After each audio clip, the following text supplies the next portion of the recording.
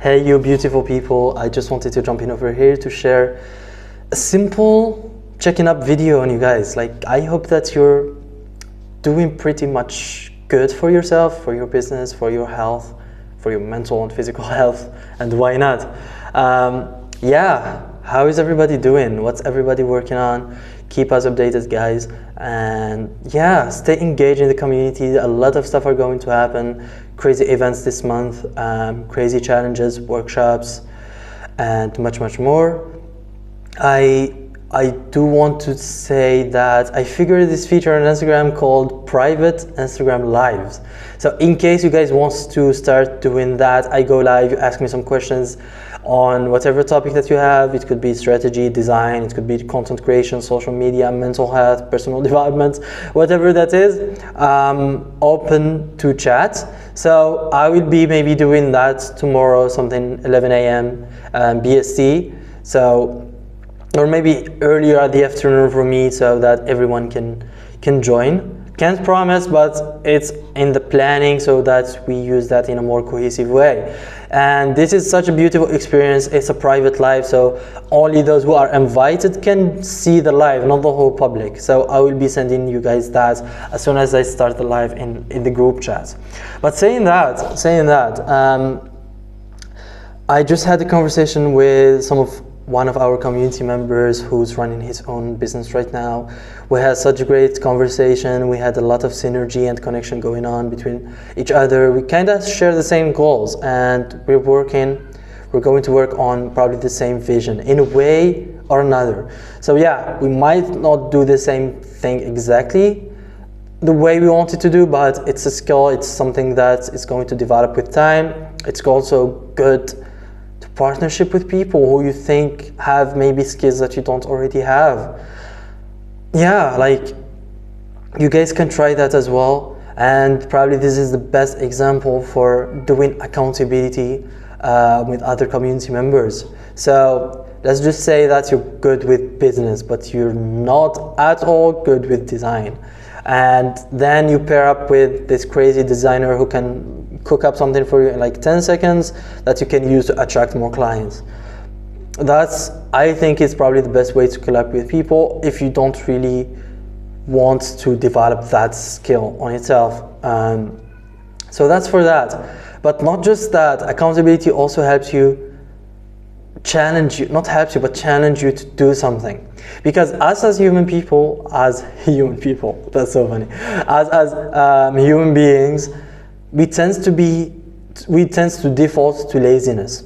As soon as we find an opportunity to be lazy, we go do it. And I can talk about that as well, which is actionable values. One of the values that I personally want to acquire is hard work.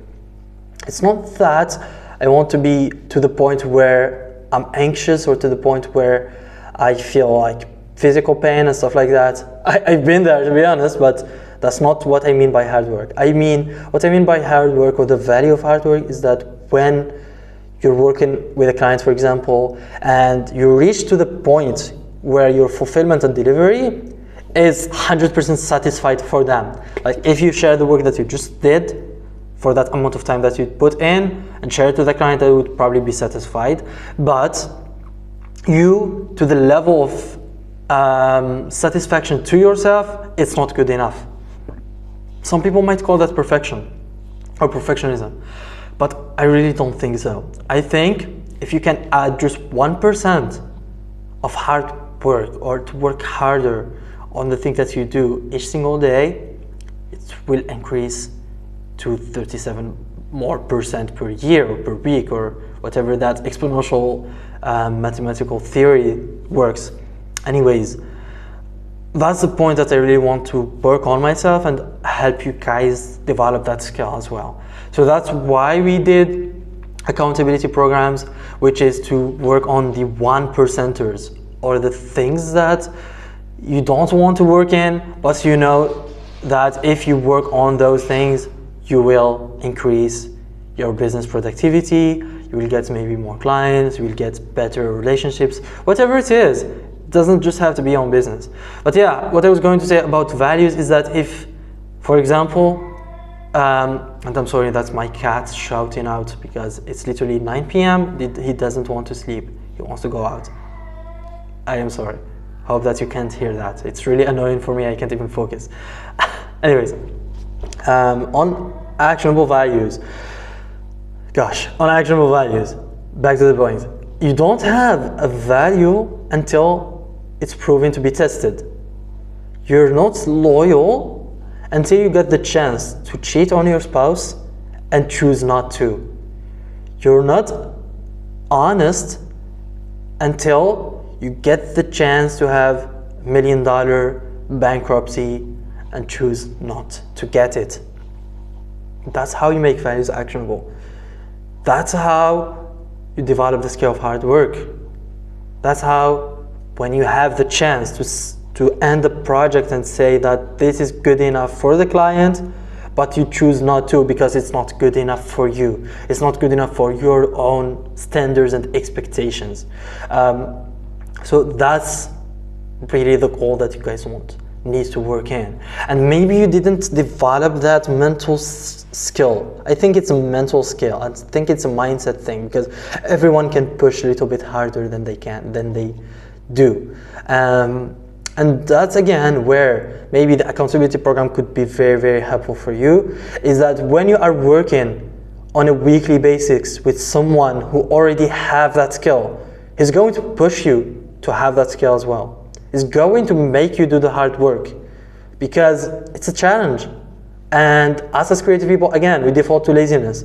But if we have someone who pushes us to work harder, to tell us that here's what I expect you to do for the next week, based on your own levels of capacity, of competence, that's really where you start seeing growth.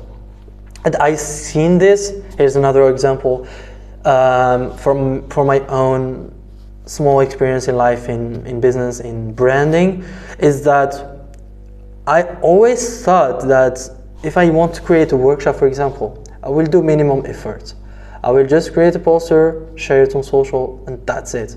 But as soon as I had a workshopper, a speaker that relies on me delivering high quality standards of work, getting X numbers of sign-ups for him to get his time to be valued, for him to get his efforts to not be seen as waste, I level up on my own skills, on my own way of showing up. I level up on making that workshop actually valuable. I level up on actually going to people and asking them, what do you think that could be valuable for this, on this topic?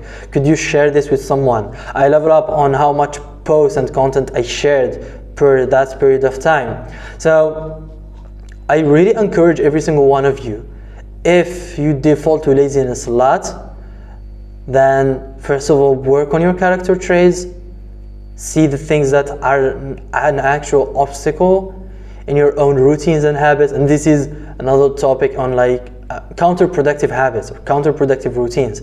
Not every habit is a good habit or worth having. Some habits that, like for example, if you always rely on coffee, then whenever you wake up, if you don't drink that coffee, you want to go to work because you need to take coffee to work. People ages ago didn't have coffee to go to work. It's not a necessity. It's just a dopamine hit. So think about habits, you have to make them temporary. You have to make that coffee temporary, the benefit of that coffee. So as soon as like that one is gone, you are still plugged in. Like, here's how I can see it. I can see if I don't have this workspace thing, this room, the internet, the network, the skills, the books in my hand, if I don't have those, and if I'm living in a very small closet with no internet signal, I will still be productive. I want to have that kind of mindset, and I want to give that kind of mindset for you as well. Don't rely on a lot of things, habits, tools that might stop your growth from showing up.